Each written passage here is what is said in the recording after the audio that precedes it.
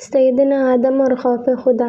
جب حضرت آدم علیہ السلام سے لغزش ہوئی تو آپ حیا کی وجہ سے بھاگنے لگے تو اس وقت اللہ تعالیٰ نے فرمایا، اللہ تعالیٰ نے ان دونوں آدم و حوا کو پکارا اور یہ فرمایا کہ کیا میں نے تم کو اس درخت کے پھل کھانے سے روکا ہوا نہیں تھا، اور کیا تم کو یہ اطلاع دے کر خبردار نہیں کر دیا تھا کہ شیطان تمہارا کھلا دشمن ہے، اس سے بچنا ہوگا۔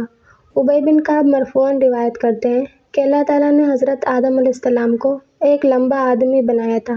قد کا طول 60 ہاتھ اور عرض 7 ہاتھ تھا۔ سر پر بہت بال تھے جیسے کھجور کا درخت۔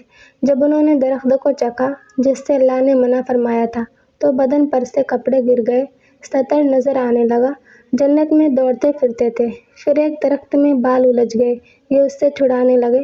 تب اللہ نے پکارا، اے آدم، کیا تو مجھ سے بھاگتا ہے؟ کہا نہیں، اے رب، میں شرمندہ ہوں۔